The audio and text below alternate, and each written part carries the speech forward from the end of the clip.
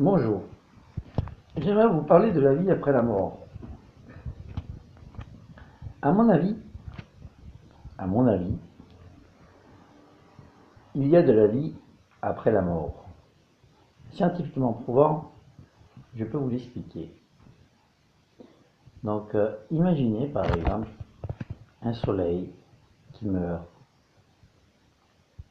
Il brûle son hydrogène et son hélium petit à petit et devient une boule de fer. Quand la boule de fer a perdu son chemin, parce que le soleil se dirigeait dans une direction, puisqu'il se déplace à 250 km/s,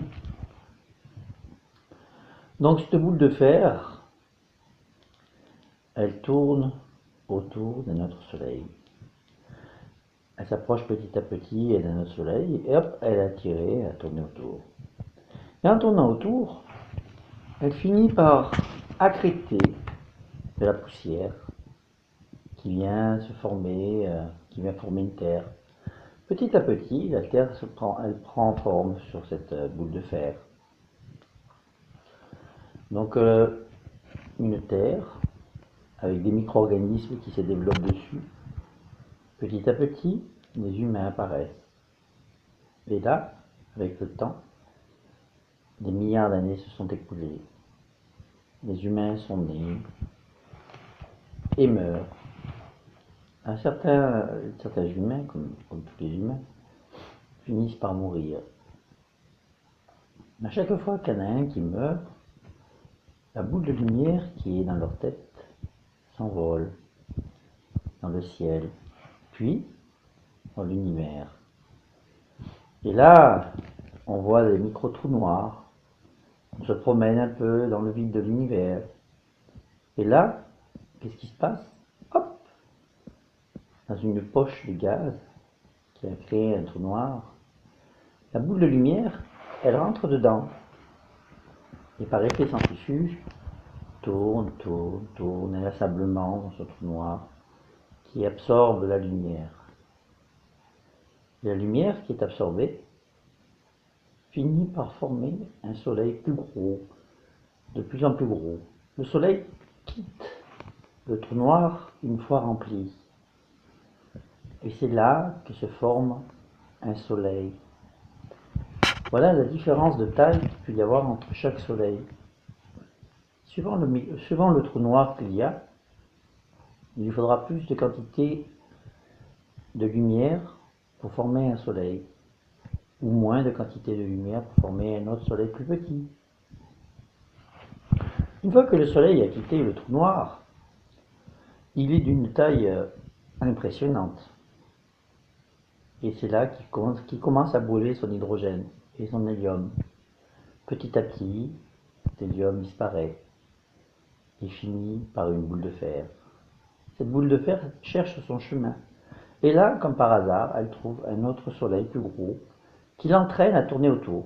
Et voilà, une terre vient se former à sa surface.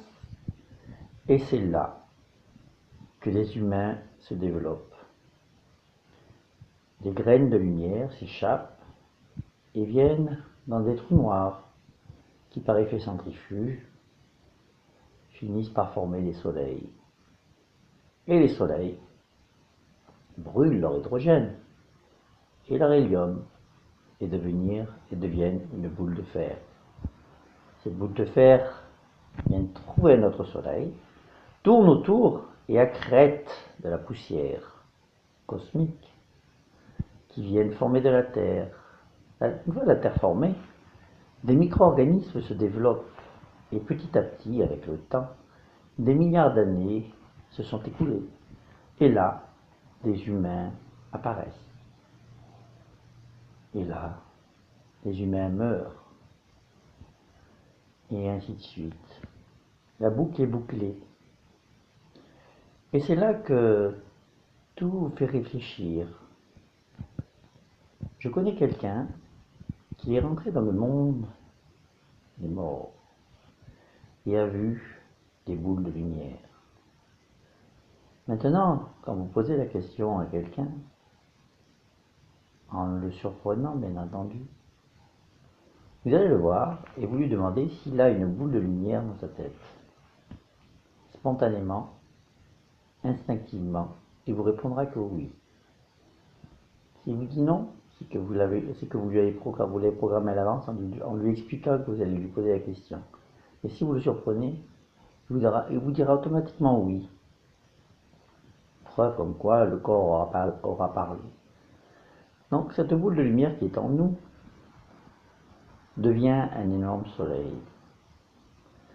Voilà ce qu'il y a après la mort. Et c'est pour ça que vous voyez autant d'étoiles dans la nuit noire du ciel. Voilà, je vous ai expliqué ce que c'était que la vie après la mort. Moi je pense que c'est ça. Maintenant, chacun interprète à sa façon ce qu'il a envie.